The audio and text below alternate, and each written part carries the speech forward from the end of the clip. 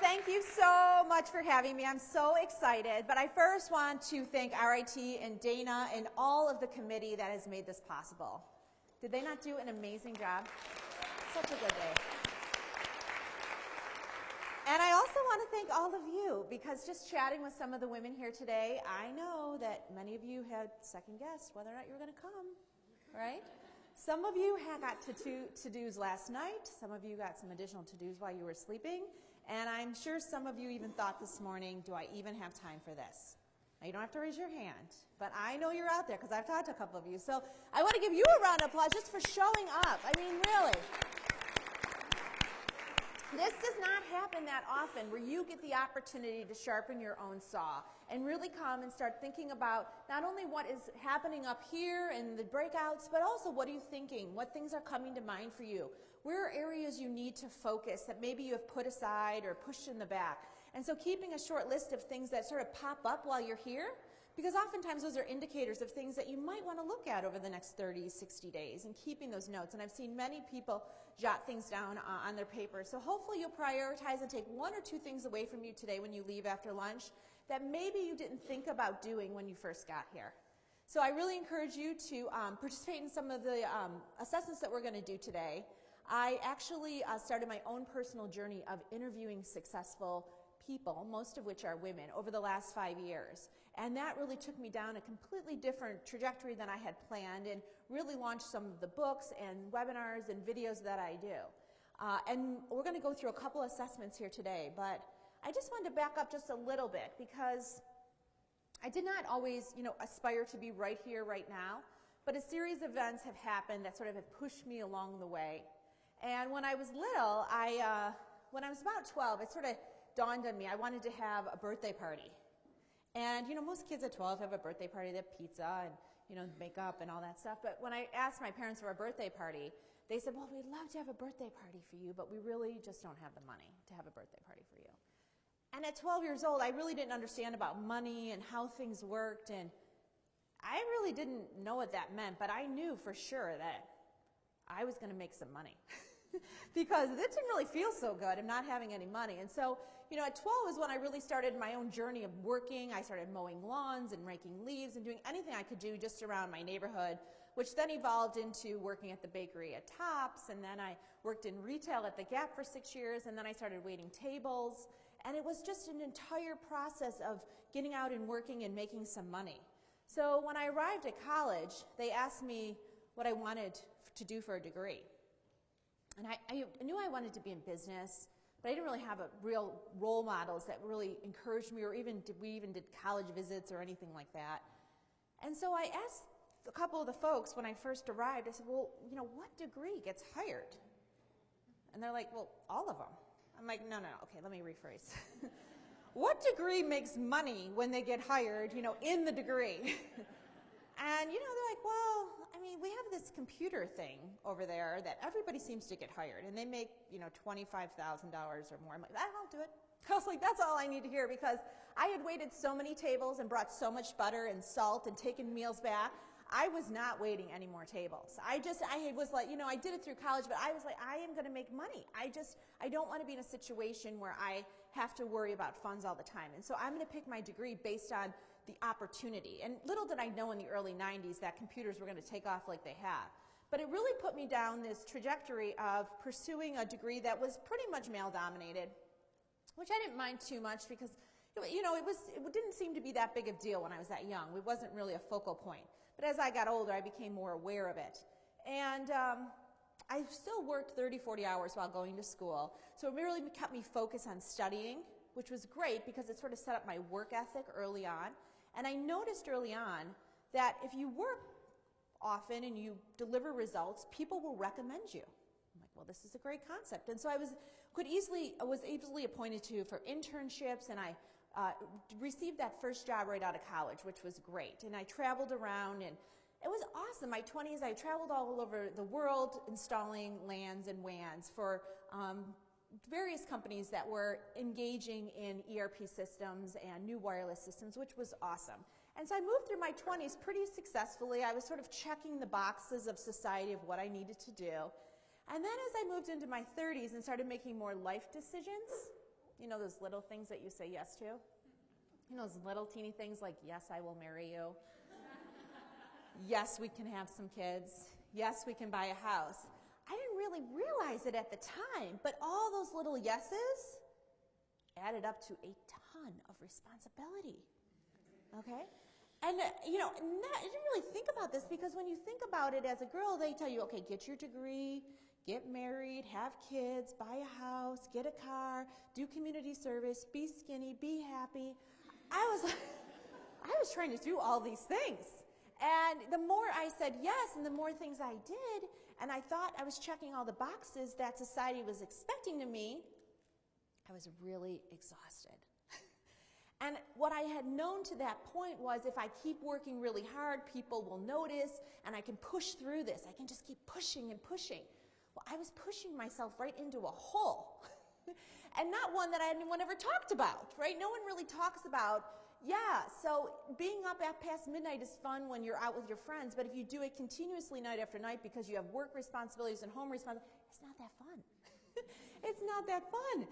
And so I had this, in my mid-30s, I just was, unloading the dishwasher thinking, this is not what I expected. This is not what I expected. This is so hard.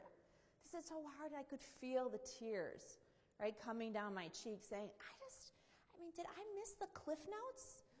This cannot be happening everywhere. Why are we doing this? This is not fair. And, I'm looking across, I see my daughter, I'm like, gosh, I can't do this for her. If I'm going through this, she's going to go through this. And so I decided to start a personal journey to figure out, what am I missing?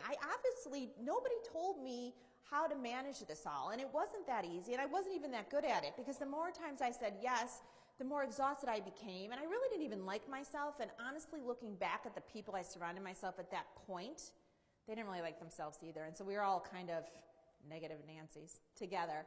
And so it just was a really personal time where I just started asking people, and once I started asking women, I'm like, this is happening to me. Is this happening to you? They looked at me like, duh. And I'm like, okay, what do you do about it? And so I started these conversations with women. I would start them in airports, in cabs, right? I'd start them in ladies' rooms, in conference rooms. I worked mostly with men. I work out of Silicon Valley the last, 12 years of my career, so it's mostly all men. But once in a while, I'd get in touch with different women. I would start asking them questions.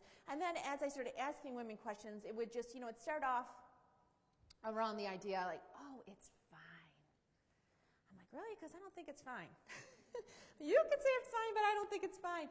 And then you'd ask them some questions. Well, how did you get over your first obstacle? Or what happens when you have to be at home and be at work? What do you do? And you start the questions. And then, oh my goodness, the floodgates would open and they would just start talking. And then I would schedule 30 minutes with them and we'd be still on the phone an hour and a half later. And I just realized that not a lot of people ask women, how are you doing this? Because I don't really know how to do this. And once you start asking them little questions here and there, it really starts to unfold. And so the Working Woman's GPS is a collection of stories, assessments, energizers that I gathered from all of these interviews. And what I'm going to share with you today are 2 specific assessments with the time allotted that we could go through that you can take a look at what you've said yes to and really make sure you're aligning to your best self. Okay, so we're going to start down that assessment path because it really is, it's really something that with my engineering background, nobody gave me this form, but after talking to all these women, I started to create my own form. And so if you don't have one, raise your hand, we'll get one to you. But most of the women that I talk to, even now at these conferences, there's just not enough time. There's just not enough time, and most women are working into the weekends, and so really, having some more time is really where women are focusing, and where I really work with women to say, okay, where can you find more things in your schedule so that you can be more productive, but also more focused and have some more joy in your life, okay? Because I have found that the more you say yes,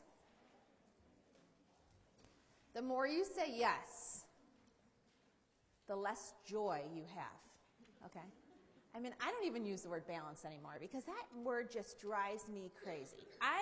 If anyone has figured out this balance thing, please come see me afterwards because I think there is no real balance. It's selective focus at the biggest fire drill. right? Or the biggest demand. And so really it's about finding moments of joy in the life that you created. And that means that you're enjoying the majority of things that you sign yourself up for. Which means that when you are looking forward to you're looking forward to doing it.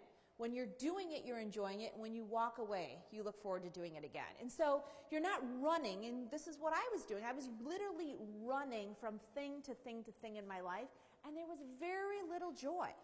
Very little joy. In fact, I was a little aggravated, usually exhausted, and not very happy. And so I found that I was on more of the empty most of the time, and I could not get out of my own cycle of doing this because I was taught to say yes. You say yes. And honestly, no one has ever taught me how to say no up to these interviews. Has anyone really taught you how to say no? No. So you say yes, and yes, and yes, and yes, and then you're up at midnight making brownies. Right? Because you said yes when you were in the car line or when you were at the church. Oh, sure, I'll do that. Yeah, no problem. Yeah, that's a problem. I don't like making brownies at midnight, I have learned. Or any other time for that matter. So it's really about getting more purpose in your life. And, I just want to get a poll. Think about yourself. Think about, just even in the last 30 days, now that we're out of the holidays, just 1 for yes and 2 for no. How many of you have sacrificed something about yourself because of all the yeses you've said? 1 for yes. Woo! Yes. So hopefully this session will really help you think about how you go about saying yes and no. And I have tried this several times. I've given it to hundreds of women, and I've gotten great feedback. So I'd love for you, feel free to ask questions and get engaged, and we're going to work through this worksheet. So one of the things that was very apparent to me when I interviewed these successful women is many of them wanted to move forward in their career. Many of them were looking for that next title. But when you really started to dig underneath, do you want the title of director? Do you want the title of vice president? Do you want to manage the project? They'd always say yes. And then I would say, why? Why do you want to do that? Well, because it's the next step, or that's what's expected of me, or that's the way I want to take my career. I'm like, yes, but why? Why do you want to do it? Like, what about it excites you? The women 9 times out of 10 would come back to, I want to have more influence or I want to have more impact. And when you think about yourself, think about what do you want to do over the next 12 to 24 months. And then ask yourself, why do I want to do that? And ask yourself, does it come back to, I want to have more influence, I want to have more impact? So just jot those down, maybe in the corner of the sheet or on your notepad. Just jot down a few things that you want to do. And really think about why you want to do them. Why is that important to you? And it could be personal, it could be professional, it could be something in your community. I mean, we're all starting from different points, and some of us might be very happy in the career that we're in today, but we want to do some other things outside of our career, make us more well-rounded, or even prepare us for the next step. Okay? And so the one thing, in addition to having more impact and influence, all of the interviewees really would talk about, you have to be laser focused because you have to have a few things that you really focus on. So whether it's you might have one initiative personally, one community, one professionally, maybe you have 2 professionally, 1 personally. It doesn't matter however you slice up the pie, but you need to have selective focus because really the more you say yes to more things, the more diluted, right? You're just diluted and you're not as impactful and influential.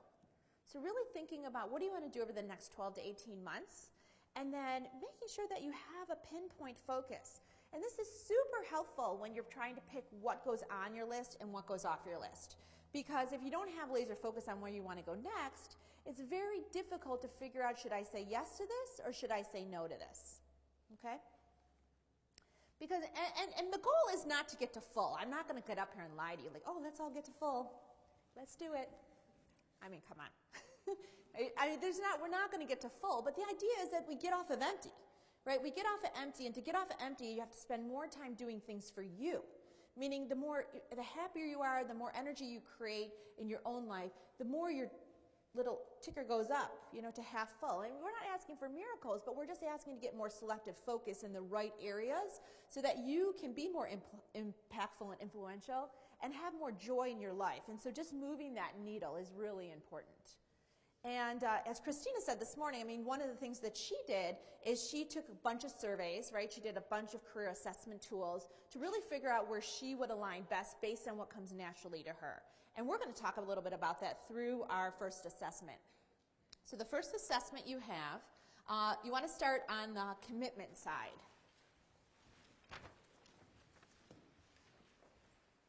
Now, when I was writing the book, we're in our third or fourth version of it, and I was working with the editor, and I was telling her about how, in my head, I decide if I'm going to do things. I check this box, and then I sort of build this chart in my head.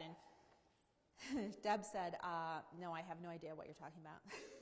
She's like, you need to write it out. So I created these assessments in the book at the very end when we were putting it together. And it's funny because these are the most popular aspect of the book, are the assessments, because it really helps people get an idea of where they should focus their time. And probably like many of you, I've read so many books and I've traveled internationally, so I've listened to so many audio tapes and in my car. And, you know, they're always like, oh, you have to be happy. You have to be happy.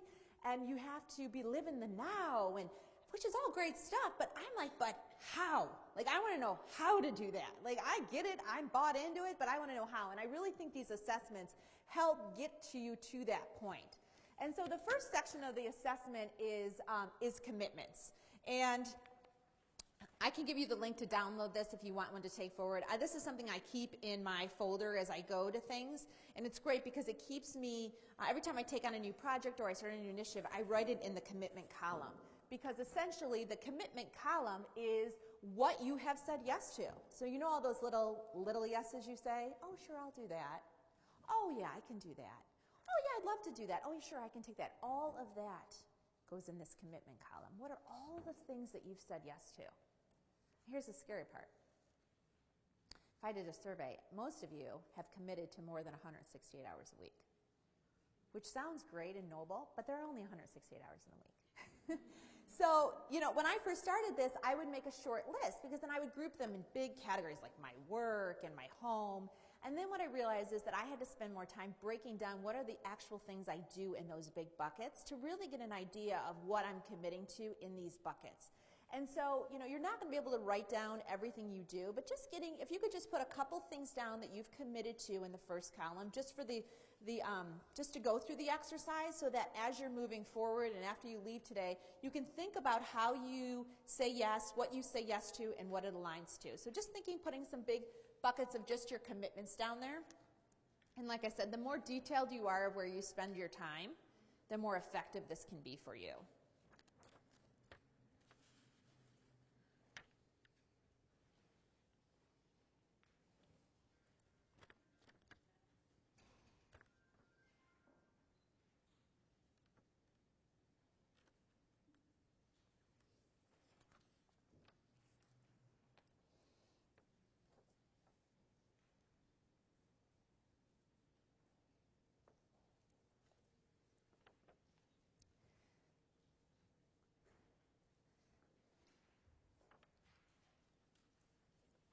And you can add along the way as we're going today, because I'm sure more things will pop up as we go through these other columns.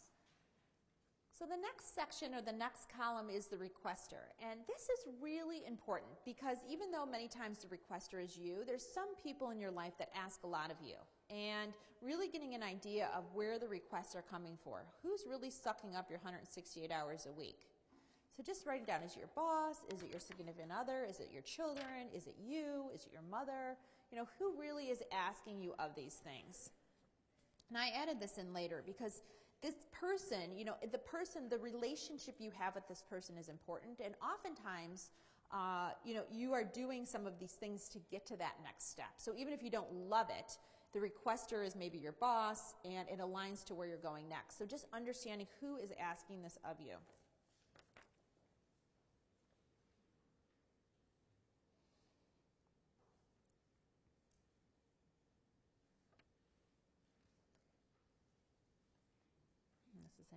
Then you jump over to alignment. And I go to that one first only because, you know, back to where you want to go for the next 12, 24 months, maybe 36 months, does this commitment align to where you want to go next? So yes, Y for yes, N for no.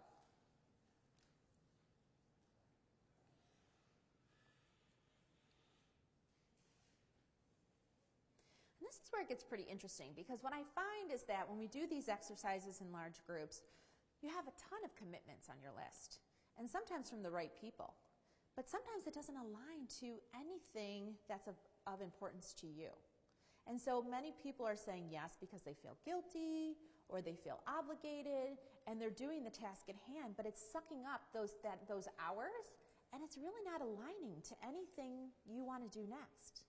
And so you really need to think long and hard of why you're doing that commitment, even though it doesn't align to anything, and doesn't need to be on your list, doesn't need to be in your schedule, or doesn't need to go to somebody else. Maybe you do it at a later time, or maybe you engage other people. So really thinking about your alignment, and is it aligning?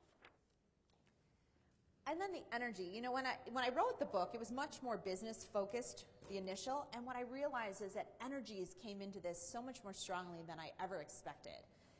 And I really didn't realize this, of how much energy affects things. And energy really is, do I enjoy doing this commitment?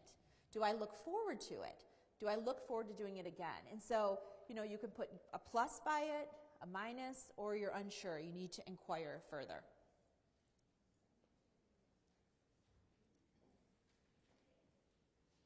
And I love this column, because this column, if you really are detailed of listing out your commitments and you really are honest about the energy that you get from this, it's pretty easy to identify what natural skills you have, because generally things that you do naturally well, you look forward to doing it.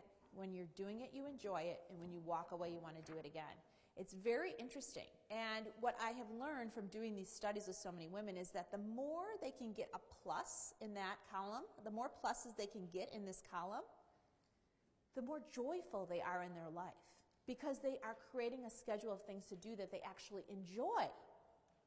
But if we spend our time filling the columns with things that we feel like we should do and that don't really align to anything and don't have any energy associated with it, we have a life filled of things that we're, you know these people? I was one of these people, right? I was one of those people that I did not enjoy the things I committed myself to. And not only did I not enjoy it, I was not happy when I was doing it.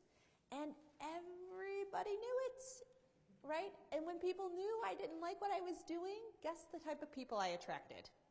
You see how this is all interwoven?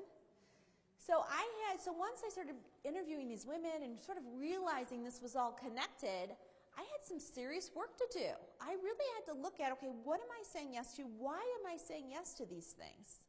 Do I feel guilty? Do I feel like it's going to get me to the next level? Is it because a family member is asking me? And it really started to get insightful on my schedule and why it matters to where I'm going next. And one of the big aspects of this is, how much time does this commitment take? Because if I have this commitment and it's not aligned to anything, and I have a negative for energy, and it takes me 5+ hours a week, does it need to be on my schedule? Does it need to be something I sign to, right? So really thinking about this, I know, it takes some of the fun out of your everyday life, but the more methodical you are about what sucks up your 168 hours, the more effective and ideally the more influential and impactful you're going to be.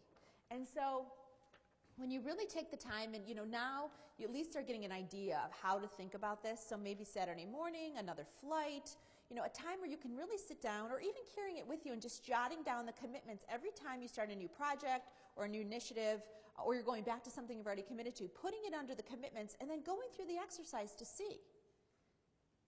Now, I'm not suggesting you can go, I'm not suggesting that you can go home and take all these things off tomorrow. That's not the idea at all. But the idea is to become, it's not working. The idea is to become more hyper aware of how you spend your time.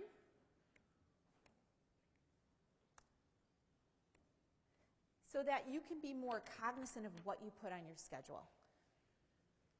And because nobody had ever really taught me how to say no, I had all kinds of things on here.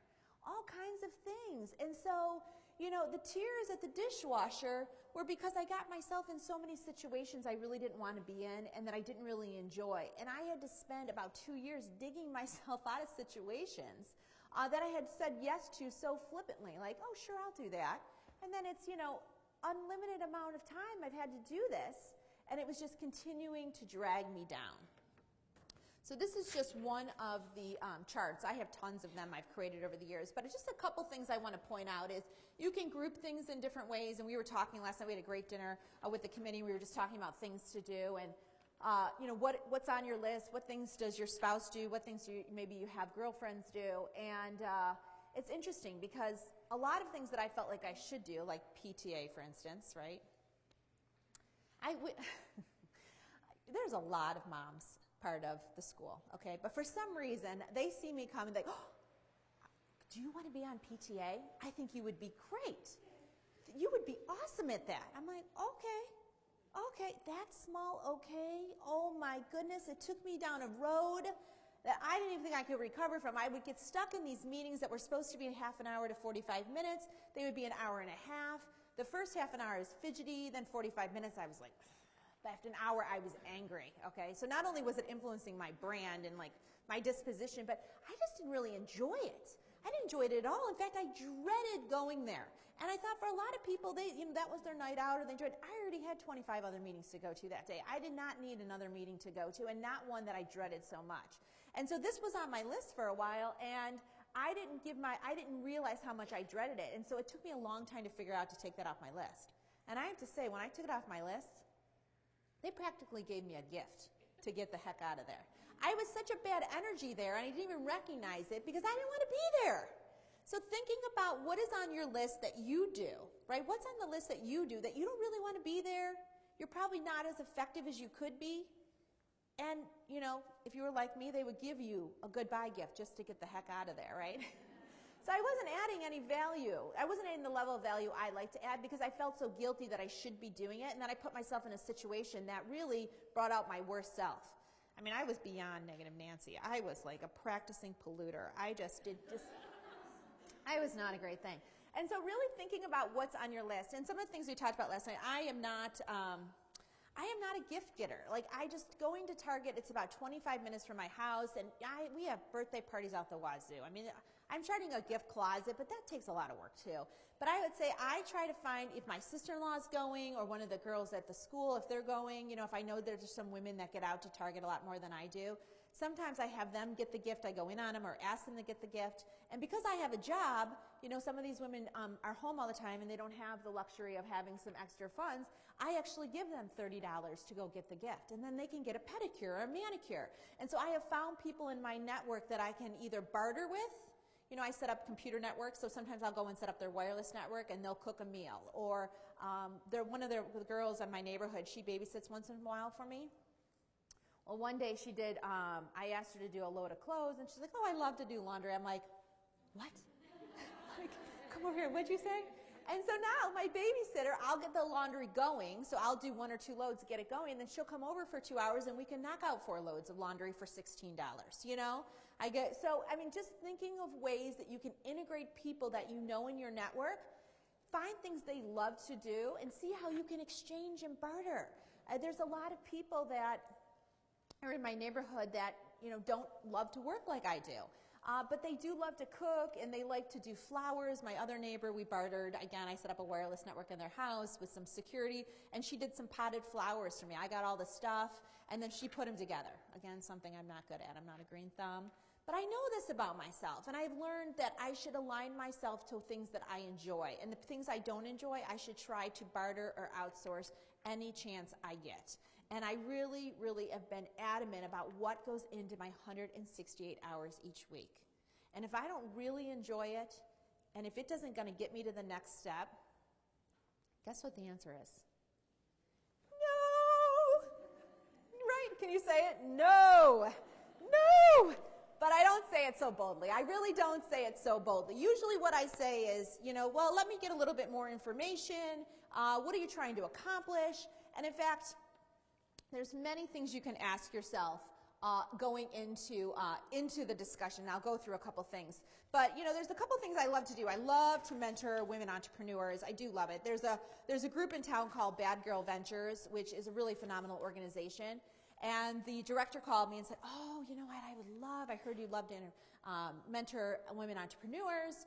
So we have about 24 that go through each year, and we would love it if you could mentor them. I'm like, oh, that sounds great. What does that mean? I didn't say, I'm like, oh, tell me more about that. She's like, well, I was just thinking you could spend a couple hours with each mentor or each woman and mentor them on their business. So I'm thinking, 24 girls, 3 hours, 75 hours for, which is not ending because it's a whole year. So I'm like, yikes. I'm like, that is a great idea. That is a great idea. I said, but unfortunately I travel often. And for me to schedule 3 meetings, an hour each with 24 ladies, I'd have to get another assistant to help me just to get that scheduled in my calendar and their calendar. I said, but maybe what I could do is, I'll come and give a presentation. I'll come a half an hour before, I'll give the presentation, I'll stay a half an hour after for any questions, and I'll do that 3 times. You see what I just did?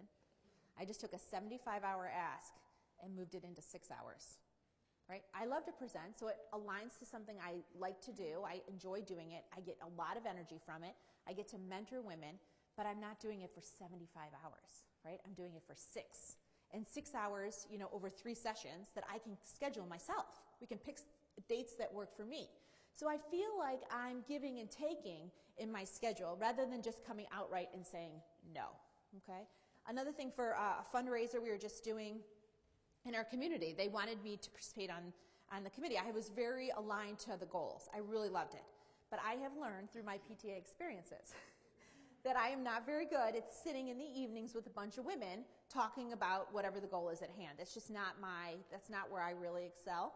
So I said, well, I'd love to join you. I can join via conference call, which wasn't an option, or I can take a small aspect of it and work on that particular piece of it. She's like, all right, I'll get back to you. So she came back a few weeks later. She said, you know what, we want to start taking payment through Square or some kind of mobile device. We want to take payment. Can you check out the different devices and see? So this is perfect because I can research it on my own time. I created a spreadsheet that said, okay, if you go with, the bank, if you go with Square, if you go with PayPal, this are your costs, this is what it's going to take, the equipment, the investment. And I was able to deliver value, something that aligned to something I like to do and knew about, but I didn't have to go sit in those meetings. Okay, I'm really not up for those meetings. So finding ways to do things and contributing in your own way that align to things you already like to do. Now, granted, sometimes you're just going to have to say no. I mean, that just happens. Sometimes you're going to have to say no. But you can do it in a way that you can say, oh, you know what, I know somebody else that can help you, or maybe I could do it next quarter for you, if that's the truth, if you could do it next quarter. Just finding other ways to give them the ability to check the box they're trying to check, but not to put it on your list. Okay, this thing is very sacred. It looks pretty flimsy, but it is really your time. You are never going to find somebody that protects your schedule like you are. And if you don't protect it, nobody's going to protect it. And the 168 hours, you've got a lot to do in your lifetime. You've got to be very purposeful of how you spend those hours. So really thinking about it. And unfortunately, you think about the last 2 weeks of where you've spent your time. Where did you spend your time? And a year from now, if you spend it exactly the same way, where are you going to be a year from now? And is that where you want to be? Or do you need to mix some things up to get a little bit different results? So, one of the things that I really encourage you to do, because based on sort of the stuff in the beginning, or all of our ones, is that many times we schedule ourselves out. Yes? How many of us schedule ourselves out of our own schedule? I do it too. I've been known to do it depending on the week. Is really weaving in energy. And this is not necessarily, this does not have to be a spa day, right? This could just be getting through a hot cup of coffee in the morning, right? I struggle with that. I pour the coffee, I take 2 sips, and I go back, it's cold. I just get so caught up, and it sits there, and I have to walk out of my desk and come back. And so really weaving in areas of doing small things in your day that you enjoy. And this may be just walking outside, right? At lunchtime, spending 10 minutes of your lunch just walking outside and just checking out the trees and looking at the sky. Whatever seems to energize you, the idea is that you take some of the things that don't align to anything that is important to you, and you weave in new energies. Things that you look forward to doing, that when you're doing it, you enjoy it, and when you walk away, you want to do it again. It's really important that you spend that kind of time, okay? So look down at your list. I don't know how much you actually have filled it out, but think about, just sort of look at it, and maybe the thing you didn't write it down, but maybe right at the bottom, something you can take off your list, right? Think about something just based on what I shared here today. what is something you can take off your list or work to take off your list? Okay?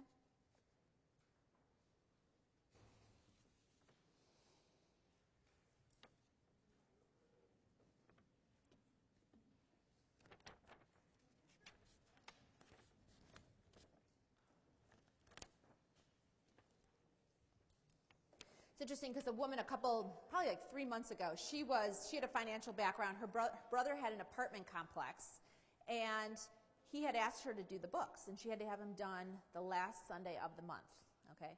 And so after we had gone through this exercise, she came up to me and she said, "That's it, I've had it." You never know what women are going to say after that comment. You're like, okay. She said, my brother has me do these books, and the first Sunday of the month, I want to tackle it because I don't like doing it. So I want to at least get the process going. She goes, and it doesn't happen. The next Sunday comes. I think about it all weekend. I'm like, I've got to get started on that project. And then she goes to bed that Sunday night. Nothing happens. And it continues on to the fourth Sunday of the month. And finally at that point, she's already wasted the mental power every single weekend thinking about starting the process. She still hasn't started at 8 o'clock at night. It's 10 o'clock now. She's doing the books because it's due that night. She's like, I've been doing this for 5 years. She goes, I have not realized how much the energy it has sucked out of me for an activity that only takes 4 hours, but I dread it so much that it eats up 20 plus hours of my month because I don't like doing those 5 hours. And so I am going to go back to him and just say, I love doing your books. I want to help you, but I can't really do this anymore. I will help either split it with you to find somebody else, or I'll pay for a couple months until you get forward. She goes, it's that much worth it to me that I'd be willing to pay somebody a couple hours to do it, because it really takes up so much of my mental power and drains me every weekend that it's not worth it. And honestly, I never thought about things that way. Nobody ever taught me to think about my time that way. But I have to tell you, after speaking with these successful women and men too, is that they are very particular in where they spend their time and what they say yes and no to. So what we really talked about here is, what have you already committed to? Let me just go through a few things that may come your way later today, next week, over the weekend. I have in the book, The Working Woman's GPS, I have listed about 25 questions you should ask yourself before you say yes. And so I'm going to run through these. They're in the book. You can also find them online on Purposeful Woman. And then I'm just going to say a couple comments about the work environment. So people slide by. I love those flybys your desk, like, hey, would you just, right? Those would you just can really get you in a lot of problems. Because it doesn't sound like a big deal, but honestly, people are usually asking you because it's a box they have to check. So instead of initially just saying, sure, right, because that's such a natural tendency of, oh, sure, I'll do that, or yeah, I'll take a look at that, or whatever, start to think about what's really being asked of you. What are they really asking you to do? So think about, do I understand how much work is ahead of me? What other commitments could interfere? Is this aligned with my own goals? Is it going to help me get to the next step? Am I doing it for the right reason, right? Am I doing it because it's going to get me where I want to go, or am I doing it because I feel like I should, or I feel guilty, or this person peer pressures me into doing it? How will it impact the other things I've already said yes to? Right? Who else needs to be involved in this? What would success look like? I love this question because now this is a question I always ask is, well, that's a great activity or that's a great project, but what are you looking to achieve if I take this on? What do you want from me to do this? And so it's really interesting because you force the other person to sort of articulate what they want out of it, which may not align to what you were thinking about delivering at all. So again, it really sets you up for more success, if nothing else, if you choose to take it too, is really getting a clear indicator. And really, am I the best person? Or are you just the person that they walked by the desk first? Right? I've had a lot of situations come my way because I'm sort of closest to the coffee machine. And so people are getting coffee, and I'm like, that'd be a good idea. Hey, JJ. And then I'm just there, and I would say yes, and then I'd be up till midnight doing things that really didn't belong in my plate anyways. And so really getting a clear indicator of, should you be the person to do this? And I think as some of you mature in your career, you'll get more clarity on sort of where you're best aligned and who to do the work for and who not, because you kind of figure out who's going to be a sponsor for you and who's just wasting your time. But really asking better questions associated with what is being asked of you. Don't be so eager to agree without getting more information. And this makes a lot of people uncomfortable because, they don't want you to be asking them questions. which, okay, that's fine, but I don't want it on my list unless I know what I'm agreeing to. You know, and so having that confidence to ask more questions to be sure that it should even end up on your commitment. And you know, what I have found a lot of times is that I wait 24 hours before I respond to most things. I mean, there's a couple things that are easy. I'm like, oh yeah, I'll do that. It's no problem. But most things, I would say 80% of the things that are asked of me, I think about. Because usually they catch me when I'm already working on something else. I'm really not thinking it through. And I really need to think about, okay, what is it that you need of me, and does it fit into my list? Because I've already committed to so many things. And one of the things I do at work, my office was in San Francisco, so I had a running list on my whiteboard. And so, because I was close to the coffee machine, they would come in, you know, either my boss, maybe his boss, or an indirect person above me, next to me, and they would say, oh, can you just do this? And I'd start to ask questions and this and that, and inevitably, you know, high-tech software company, everything has to be done this exact minute. So, you know, that gets old, really old. So I would keep a running list in my office. I said, I could do that. I could do that. I can definitely help you do it. Once I went through all the things in my head, it made sense. I could do it. But what is something up here that we're either going to reorganize, put to the bottom of the list, or give to somebody else? You know, this really catches them off guard. They're like, well, you just have to do it all. I'm like, well, I can't. So I cannot do it all at the same time. Like, you just can't. You only have so much time each day, and with all the conference calls and meetings. So it would force me to, with my executive, to say, you know, what makes sense. And what I would find is some of the things on my list, he's like, well, why are you working on that anyways? I'm like, you came in here 3 days ago and gave it to me. He's like, oh, we don't need to do that. And so it was a running list of keeping track of exactly what I should be working on. And so it was a good feedback to make sure that I was aligned to the right place, and it also helped get some things off my list. And I do the same thing with my teams too. Like, we keep lists of what they're working on and what it aligns. And knowing your value, how do you align to the bottom line of the company? What value are you bringing through those projects? So making sure that you can articulate that back. I do a whole session on branding because I think women in branding and networking up, it's just such a big piece of the equation. But really knowing the value in these tasks. So if you do all these things, why does it matter to the company? Why does your role matter? And how is that going to help you get to your own desired next step? Okay? So this I have to put in there because this thing, I mean, honestly, no one ever talks about this when you don't have all these commitments. And I can't figure out a way to get rid of it. I mean, I just have guilt. Like, it's just the more effective you are in your life, the more people are going to want you in multiple places, right? And so by being effective and impactful, you have desires and demands to do a lot of different things. And so you're always going to be somewhere wishing or thinking maybe I should be somewhere else. And I try to minimize that, but I mean, inevitably you're missing a meeting this morning, you're missing some calls, maybe you have a project that you have to get right at and something else is going to suffer. I mean, there's always going to be this level of guilt. And so now I just embrace it. I really embrace it. I say, you know what, I feel guilty. I feel guilty. I really should be there. I really feel guilty. Instead of letting it control me, I acknowledge it. And one of the things that I thought was really cool, a woman that I interviewed, Kathy, she was a single mom. She had an international medical device business. She has 2 kids. She basically raised them on her own, and her job took her all over the place. And she said, you know, it was really hard because I couldn't be at everything. And I know a lot of parents, men and women, right, want to be at a lot of the activities for their kids. But as you progress in the other areas of your life, sometimes you cannot be at every 4 o'clock game possible. And so one of the things that she did is she would sit down with her children after they got over 8. She said she'd sit down with her children and say, what are the 3 things you want me at this quarter? What are the 3 things you do not want me to miss? And so she would set up with her children an agreement that she was at those 3 things. But by doing that, she basically said, I'm not going to be able to be at every game or every event, but I will be at these 3 things. And I thought it was so interesting because, one, I was a new parent at the time, and I didn't know you could have that type of conversation because my kids were little, and there was no conversation. And so it was neat to know, and now that they're older, I can understand it. But giving herself permission to have that adult conversation, essentially, or agreeable conversation with her children, that they set up expectations early on to have what she's going to be at and not. So even though she had guilt, she sort of picked and chose where she was going to be. Okay. So this is just, you know, and again, if anyone's got this guilt thing figured out, call me. I'll give you my number. Just call me because I'd love to know how you do it. But I just embrace it because really it's just going to be there. The more effective you are, the more it's going to be there. Okay. So just closing up this section.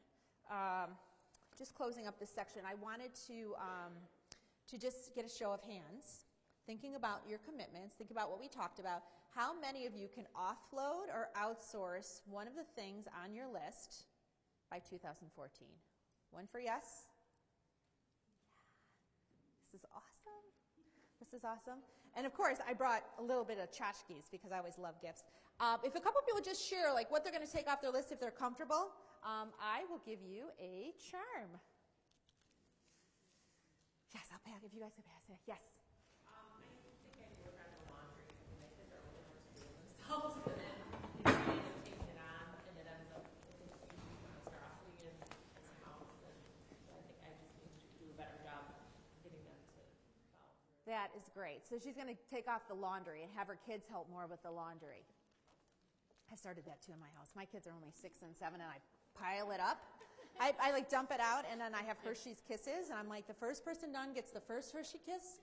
The next person who folds their stuff nice gets the next Hershey Kiss. I make a game out of it, but I just can't keep up with the laundry all the time. Yes. Well, now I am doing all the invitation for my ex-son that is getting married, and it's more and more and more jobs every single day. You're planning a wedding, essentially. Yes, but I am over with so many different activities. Oh, you're so creative. You have to do this. Oh, you look, the flowers are so beautiful. Yes. So I am done. You get the default because you're so good at it. Yes. So Yes. I am terrible from now on. So she's the default right now. So her son's getting married. My stepson. His stepson, and they keep calling her saying, "Oh, will you do the flowers? Will you do the invitations? Will you do?" Because she's so good at it. So they compliment her and then drop some things on her list. That is a great one. That is a great one. Okay, over here. Aside from working full-time, I also teach 4 dance classes and fitness classes.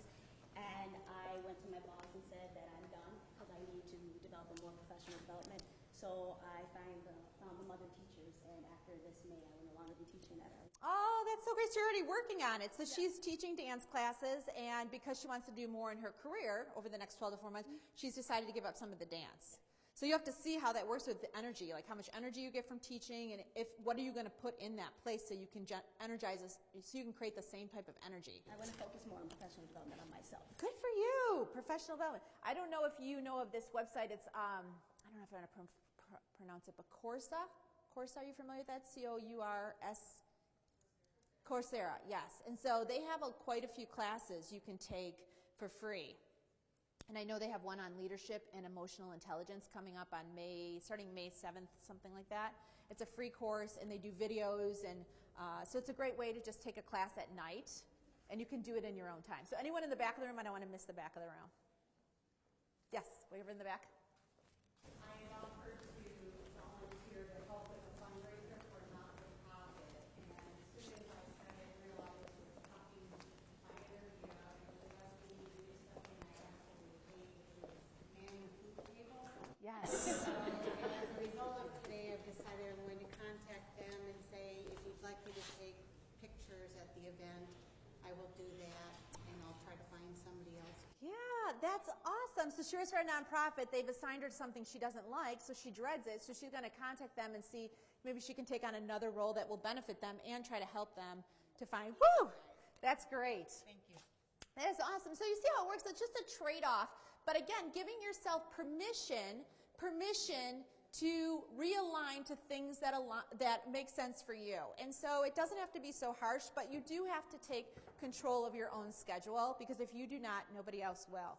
So in the last few minutes, I just want to talk a little bit about people, because I mentioned it earlier on that when I wasn't feeling so great about myself, the people around me sort of felt the same way, and I was attracting essentially what I am. So I'm just going to spend a few minutes on your sphere of influence. And I'm going to speed through the first part because I want to talk a little bit about mentors and sponsors, especially from a professional standpoint.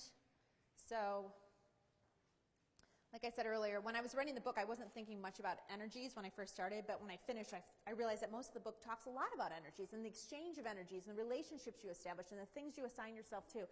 And a lot of us have pretty curvy days. We have great things that are happening and then real low and then back high again and low. And so we're a little bit of an emotional roller coaster. And so trying to even that out as much as you can, it always helps. And so making some proactive decisions about who you're spending your time with and how you're spending it. And so the opposite side of the worksheet has a few columns, and it really talks about your sphere of influence. So I'm going to ask you a few questions. There's probably a couple ways you can do this. You could, for those of you that have smart devices, you could look on your favorites in your phone, see who are you listing as your favorites, who do you call on a regular basis. I'm going to go through these questions, just listing down the names, or if the person's sitting next to you, you might want to use initials, just in case, just a warning. But you can group it based on friends, family, coworkers, community, or you can just create a straight list right down on the side. So just think about who you'd call. You can write it down if you want. So if you received your promotion, who would you call? Some of these might get repetitive. Your company asked you to move to another office. You found out some bad news about a project that will negatively impact the results or the timeline. Your house floods. Your animal's ill. You're asked to run for town council. You need to stay home from work for a few days, maybe because of family matters. You have somebody ill in the family, or you have a situation you have to stay home. Who would you call? Your kids or family or adults or significant other needs you to come home right now. If that's ever happened to you. You have to come home right now. Who would you call? You want to prepare for a new position.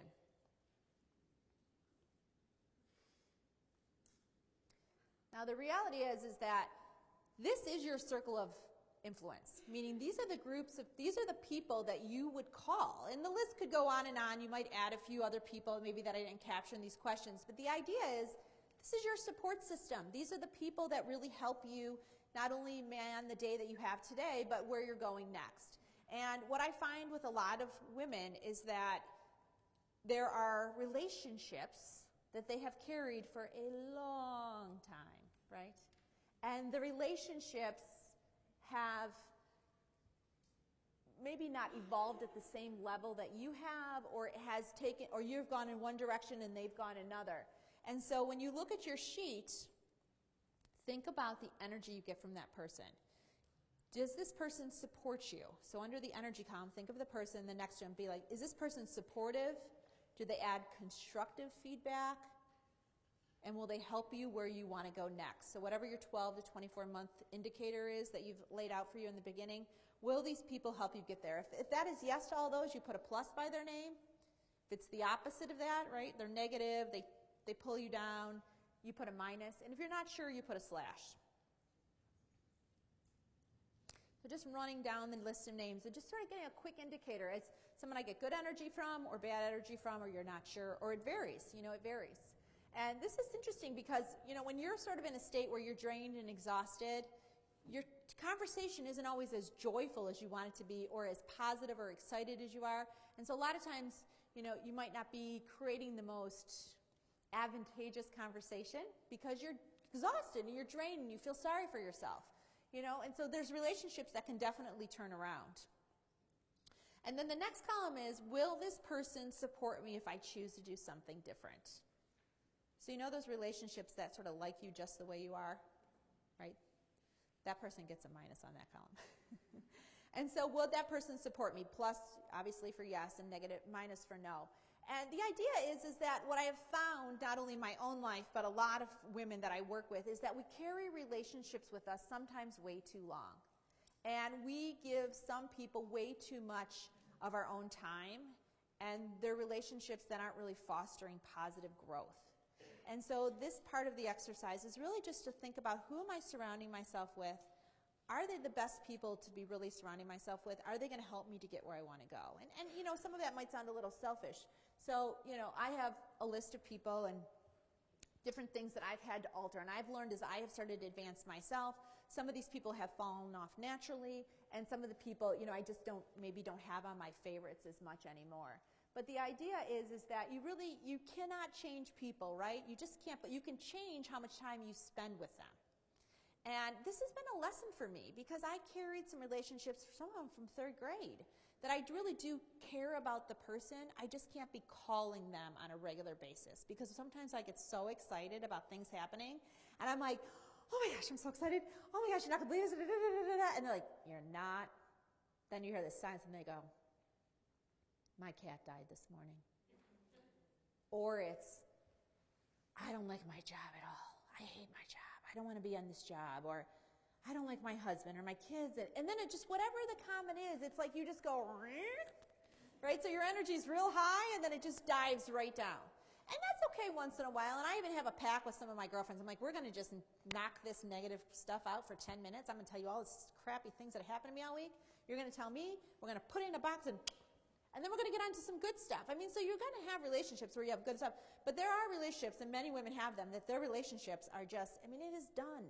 It is done in all senses. But, you know, it's not that you, well, let me just, do not, I have learned from experience, do not call this person when you leave here today and say, our relationship is done. I just went to this seminar, and this isn't working for me. Do not do that. It's not a good idea. But just mentally note, should I keep this person on my favorites button, or do I need to call them every time? You know, and the one thing that you really need to look at is that if you were on someone else's sheets, how would they rate you? Would you have pluses? Would you have minuses? Because whether or not you like to accept it or not, you know, you attract what you are. And I have said this multiple times today, that when I was in a not so good place, my network showed. And now that I have created more opportunities to get more positive energy in my commitments, aligned to the right things, I'm happier, I'm more joyful, and guess what?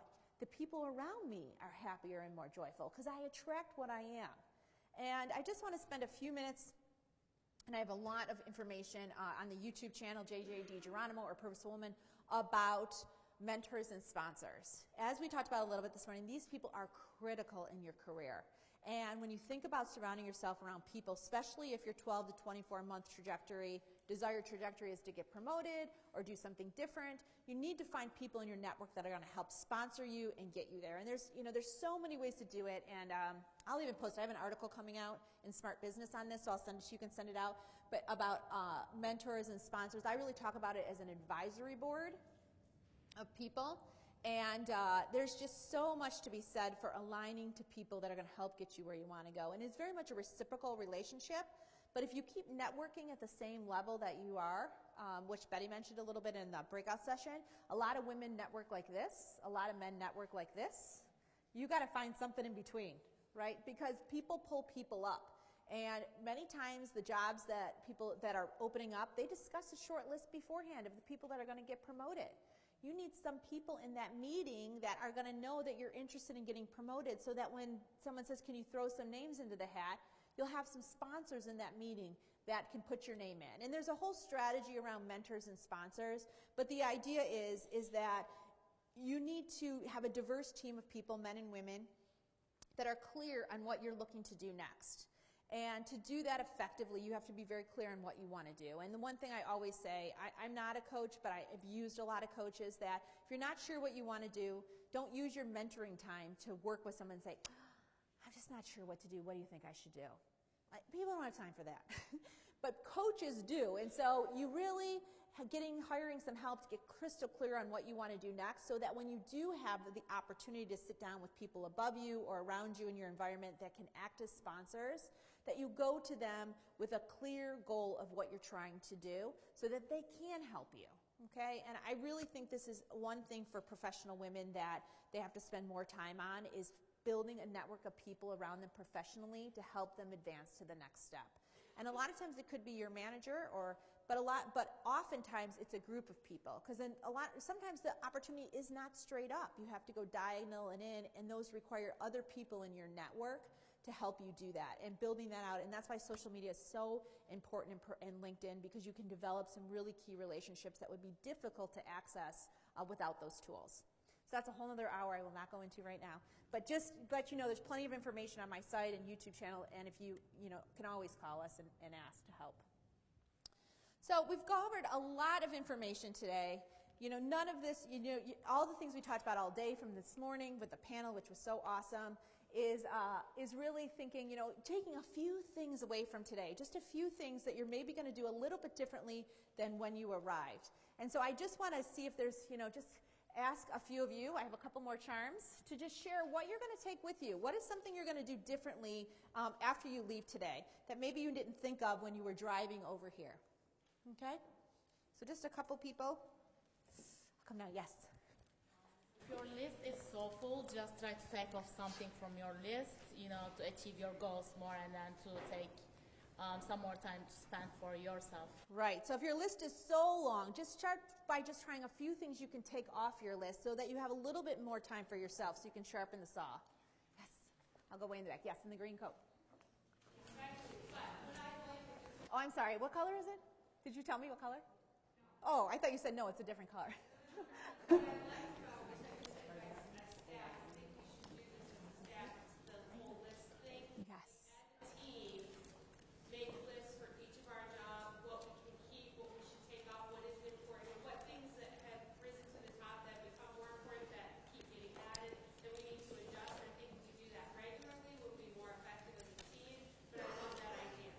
I love that too, and I've had other people use that too. And I use it at work all the time.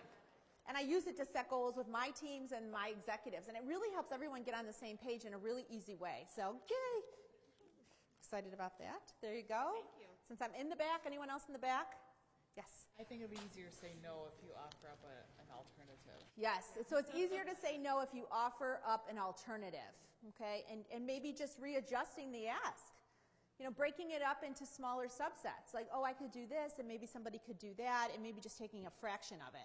But make sure you take something you enjoy doing, right? Okay. Whew. Come in the back. Yes? I really liked your idea about really focusing, seeing what you want to focus on for the next 12 months, and then critically thinking about what you've taken on and why. Yes.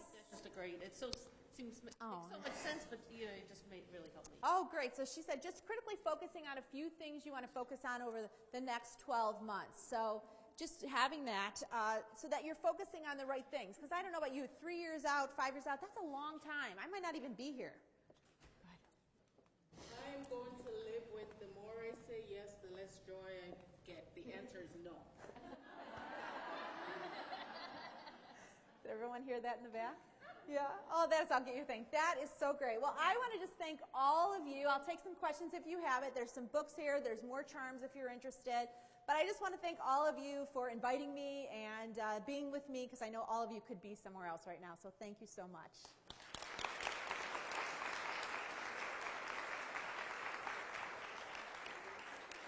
Is there any questions, any comments, thoughts we didn't capture? No? Well, I hate being between me and food, so we can wrap this up. Thank you.